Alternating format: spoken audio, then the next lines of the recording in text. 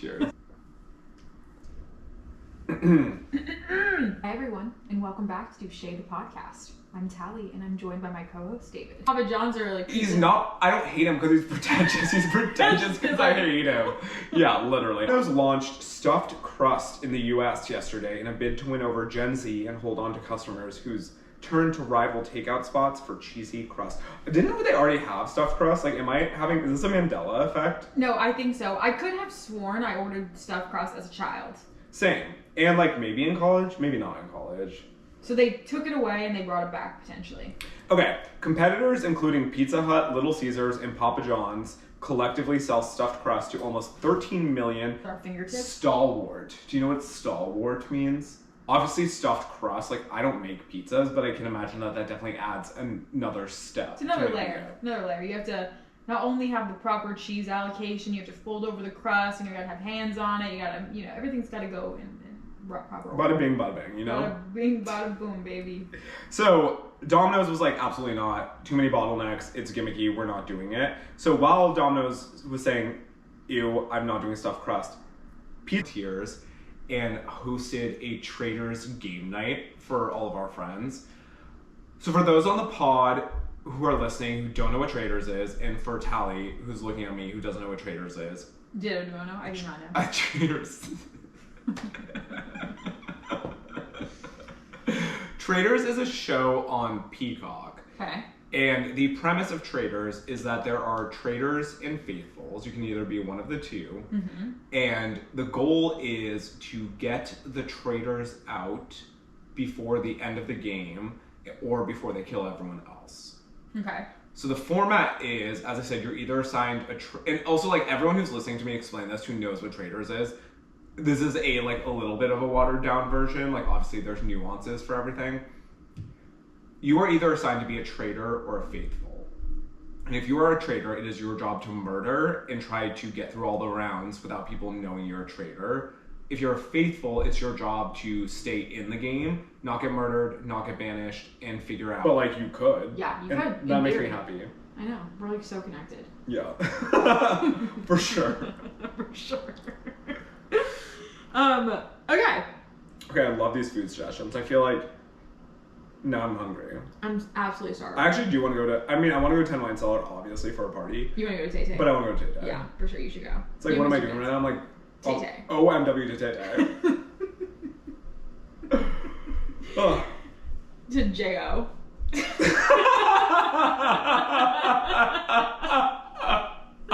That's gross. For sure. That's so funny. Okay. Swish. Oh, no. Oh, we forgot to do I forgot to do that too. Oh, no, I'm losing it. Oh, no. Time to eat. Eat. Okay, dope. Dopey boys. What are we doing next?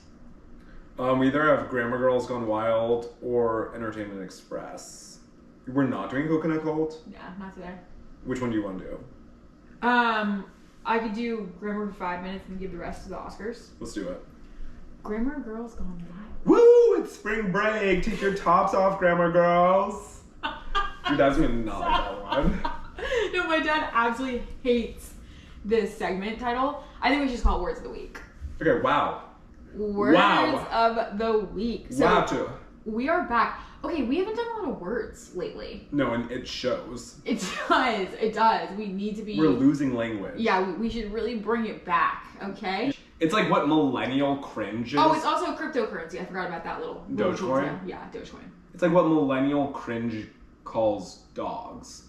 Yeah, feed nonstop. TikTok, Instagram. I'm actually like so sad that like I think I know what you're talking about when like everyone listening, I will say majority of people are not going to say what the actual definition is. For sure. Because, okay, fine, I'm just going to stop talking about it. I mean, I like hate that I'd say this. Okay. Because yeah, in my head I'm like song, right? But that's not. No, it's such a bop. And I'm so sad that I know what it is. I know, it's so sad. I'm not going to say like.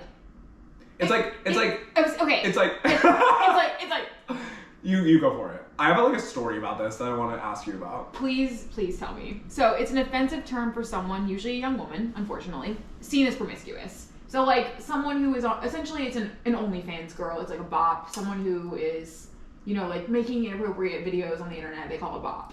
Yeah, or it's just like in the high school hallways. It's like, oh, she's a bop. Like she's. Did she say that back then? No. But like,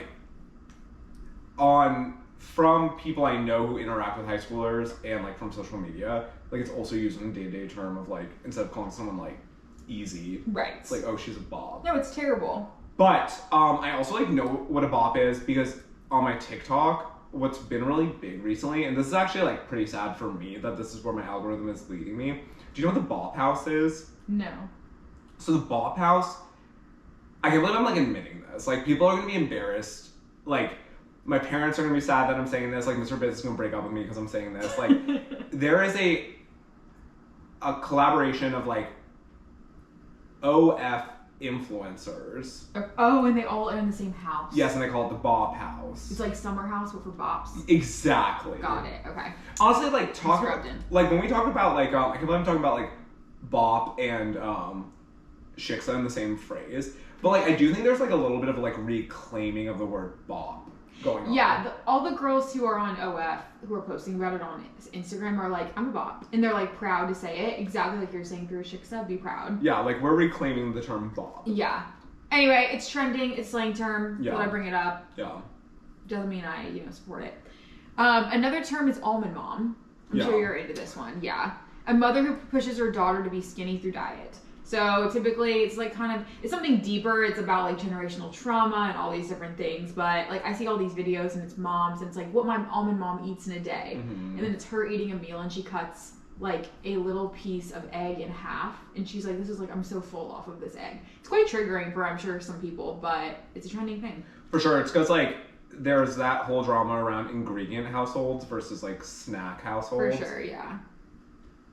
Were you okay, but like I feel like your situation is like a little different because you guys could be an ingredient household, but more in like because we're literally cooking all day. Right, because like a very culinary forward household, yeah.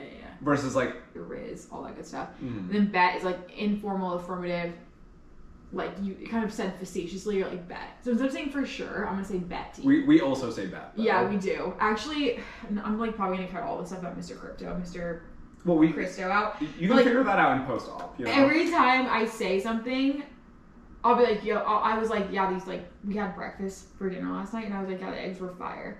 And he was like, they were fire, bet. And I was like, he was like making fun of me because he was like, you talk like this, and I was like, unfortunately I do, and that's what you get when you date me. I'm not gonna pretend to be someone else. This is what it's like talking to Mr. Bits too. No, really, where he's like, why do you talk like we are like unfortunately like such an echo chamber to each other, and I like really didn't realize that until I started dating Mr. Bits, and I'm like, oh. Because Mr. Bits is like, why do you think this is so funny? And like slaps, bet, for sure. For sure. Like all of the words we say. Bet. And like one of the things about us, and now this is probably gonna get cut to you, is like we think like even the littlest things are like crazy. I know. But like I love that. Like we should be loving our life. Like you should be loving every minute of your life. Every moment is a journey. Even the highs, even the lows. You know, because like every sun sets, but it also rises. Because it's bet. For sure. Okay. Any other GGWs? I mean, wows? Honestly, that's all I got for you this week. Wow. Tune in next week for some more wows. This episode's either gonna slap or suck. Like there's gonna be no in between. Like we're either gonna like hear to enlighten me, entertain me with things I don't know anything about. Choo choo! All aboard the Entertainment Express. Okay, so we're just gonna like start with the elephant in the room. Did you watch the Oscars? No. Yeah, okay. So I just wanted to like get that out of the way. Like now everyone listening knows, and we can talk about it. So I watched the Oscars. This year was the most scrubbed in to movies. Like I've always been like sort of a movie boy, but like in the past like 11 months, that was like so randomly specific. Why didn't I say a year? 11 months and like in the past 7 hours. 525,000. Didn't we already do this? And then someone called me out that I used the wrong amount of minutes. I can't do this. People love to call us out. We're circling in the touche world. Anyway, so I was very scrubbed into the Oscars this year. Yeah, you've been updating your letterbox. Exactly. Thank you. So I want to like recap some of my thoughts and just have some conversations with you. So I'm going to talk about like the big people who won, the big categories, and then we'll just see where this goes. Okay, so let's start off with